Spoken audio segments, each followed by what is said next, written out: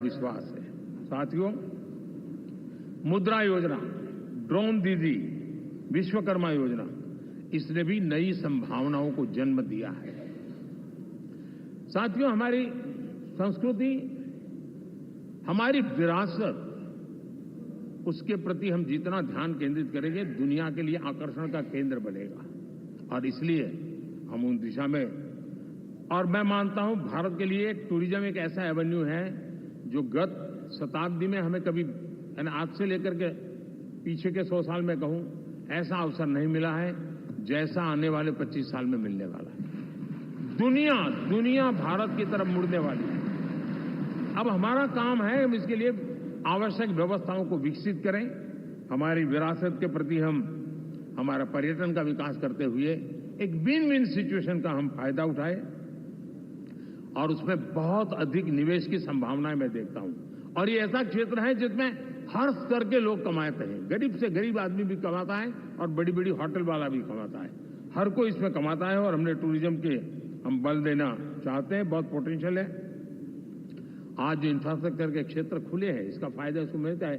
Airway हो, railway हो, हमारे एक्सप्रेस वे हो, ये हमारा यातायात जितना बेहतर हो, और हमारा डिजिटल कनेक्टिविटी का जो काम है, ये इसके लिए एक बहुत बड़ा पॉजिटिव ग्राउंड तैयार कर रहा है और जिसका फायदा मिलने वाला है।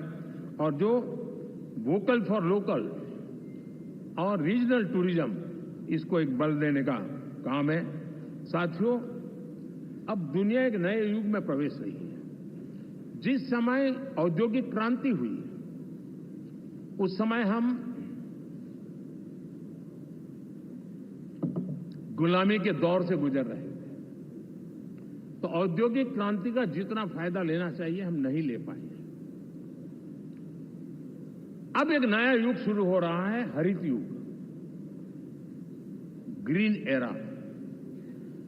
भारत के पास बहुत संभावनाएं हैं इसका नेतृत्व करने की, और हम इसके लिए आने वाले दिनों में ग्रीन हाइड्रोजन की बात हो, ग्रीन एनर्जी हो, या ग्रीन जॉब्स हो, या ग्रीन मोबिलिटी हो, इन सारे विषयों को हम इतनी तेजी से आगे बढ़ाना चाहते हैं ताकि इस हरित युग का नेतृत्व दुनिया में भारत का सामर्थ्य सिद्ध कर दें, ये हम चाहते हैं।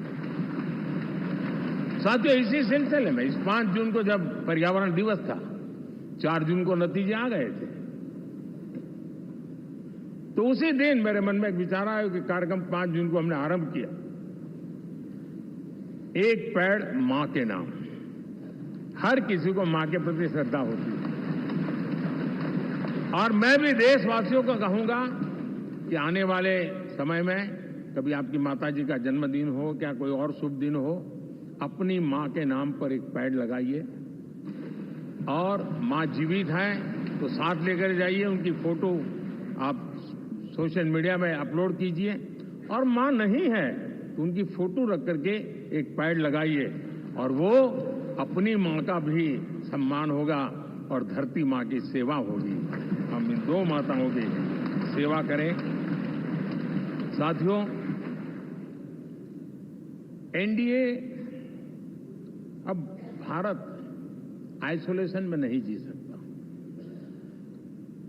वैश्विक परिवेश में भारत की भूमिका दिनों दिन बहुत बढ़ती चली जा रही है। 2014 में जब एनडीए की सरकार बनी, पूरे विश्व में उसी एक पल से एक नया जिज्ञासा पैदा हुई, थोड़ी आशा के संकेत उनको नजर आने लगे, और फिर उस बदलाव बहुत बड़ा तेजी से आया। और पिछले 10 वर्ष में भारत ने जिन कामों को बढ़ लिया है, आज भारत की छवि विश्व बंधु की बन चुकी है। दोस्तों, विश्व हमें एक बंधु के रूप में स्वीकार कर रहा है, और जब दुनिया हमें विश्व बंधु के रूप में स्वीकारती है तो हमारी वैश्विक जिम्मेवारियों को भी हमने हमारे आने वाले रोड मैप में महत्व देना ही होगा। और भारत की सफल विदेश नीति ने अच्छे परिणाम भी दिए हैं। हमने हर संकट को उस प्रकार से हैंडल किया जिस प्रकार से मानवीय मूल्यों को हमने प्राथमिकता दी, उसका परिणाम है कि सामान्य मानवी के मन में ये विश्व बंधु वाला भाव बहुत मजबूत हुआ और भारत का सेवा भाव का जो कैरेक्टर है उसको विश्व ने पहचाना है। चाहे यूक्रेन का संकट हो, चाहे अफगानिस्तान का संकट हो, हर हमारे लोगों को बचाना हो, हमने किसी भी में हमने कोई कमी नहीं रखी है। और साथियों, ये क्षमता के कारण भारत में निवेश की संभावनाएं बहुत बढ़ने वाली है। मैं राज्यों से भी कहूंगा कि आप प्रगतिशील नीतियां बनाकर रेडी रहिए। विश्व आज आपके आंगन पे दरवाजे पर दस्तक दे रहा है और जो राज्य ज्यादा स्पष्ट नीतियों के साथ आएगा, जो राज्य उन कंपनियां विदेश आने वाले लोगों को ठीक से हैंडल करेगा, उसको बेनिफिट मिलने ही वाला है। और भारत ने जो नीतियां बनाई है, भारत ने जो वातावरण बनाया है, उसका लाभ भारत के हर राज्य को मिलना चाहिए और उस दिशा में हम तेजी से काम करना चाहते हैं। साथियों, हमने G20 समिट में देखा है, दुनिया का भारत के प्रति नजरिया बदला है। जो लोग इन चीजों को माइन्यूटली देखते होंगे उनको पता होगा कि G20 एक प्रकार से कई संकटों से गुजर रहा था। उतार चढ़ाव आते रहते थे, बिखराव भी नजर आ रहा था, लेकिन भारत में G20 आने के बाद नए प्राण से भर गया है, नया सामर्थ्य आ गया है। और ये भारत की ताकत है कि उसने पूरे विश्व को जोड़ने में G20 के माध्यम से बहुत बड़ा काम किया है। और उसके इन दिनों भी जो परिणाम आए इसके बाद मेरा काफी समय विदेश के सरकारों से फोन अभिनंदन स्वीकार करने में गया। और शायद मैं 2014 में 19 में भी ऐसा अनुभव नहीं था जितना इस बार फ्लो है। दुनिया के करीब करीब आप नाम ले, उसने भारत को शुभेच्छा व्यक्त की है या बात करने की कोशिश की है। यानी ये वैश्विक जो हमारा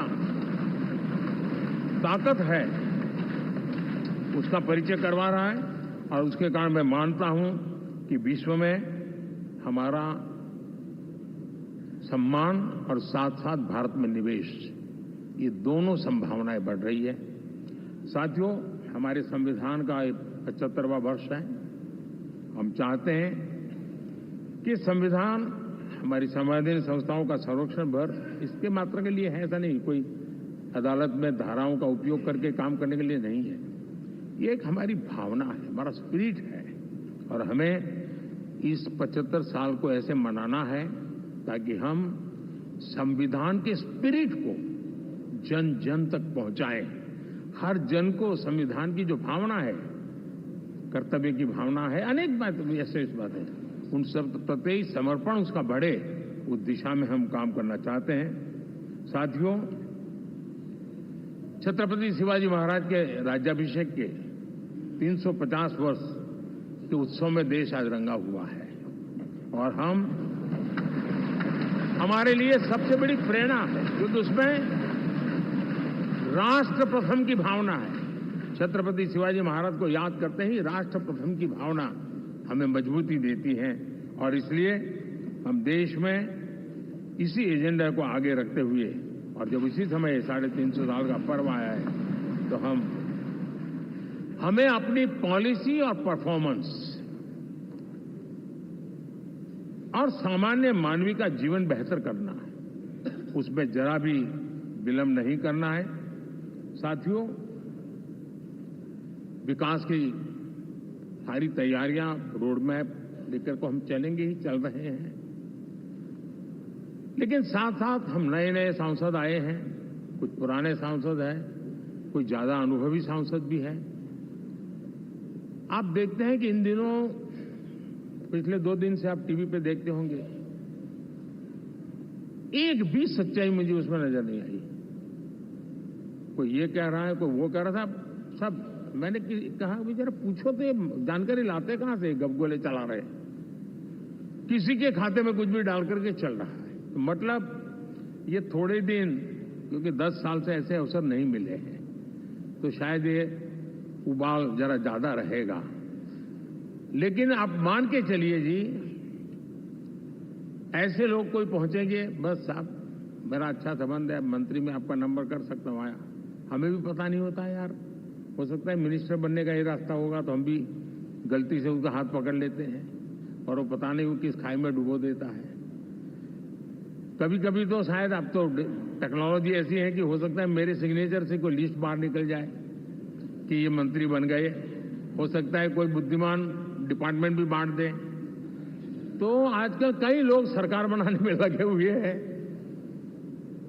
मंत्री पद बांट रहे हैं, पद बांट रहे हैं, व्यवस्था बांट रहे हैं।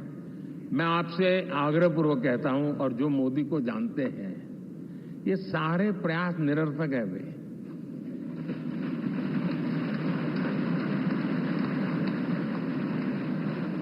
आप भी किसी का फोन आ जाए तो 10 बार वेरीफाई कीजिए कि जिसने फोन किया है वो सचमुच में अथॉरिटी है। अदरवाइज कोई भी कहे भाई आपका नाम हो गया है, सुबह परिवार को बुला लीजिए, शपथ समारोह में आना है, हो गया। तो ऐसी गपबाजी करने वाली एक बहुत बड़ी फौज रहती है।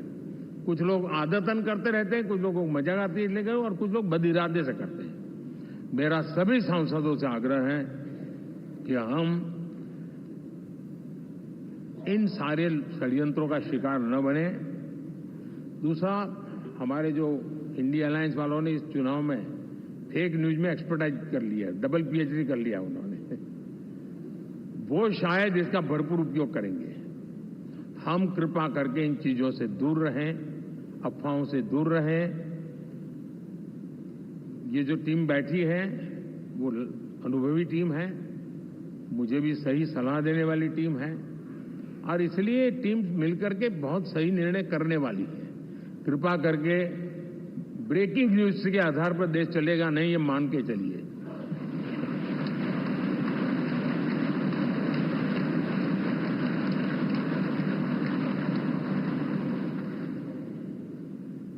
साथियों, विकसित भारत का संकल्प लेकर के हम चले हैं।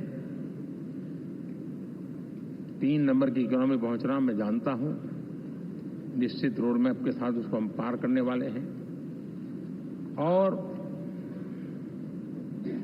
मैंने पहले भी कहा था कि मेरा पल पल देश के नाम है, मेरा पल पल आप लोगों के नाम है। मैं 24/7 अवेलेबल हूं।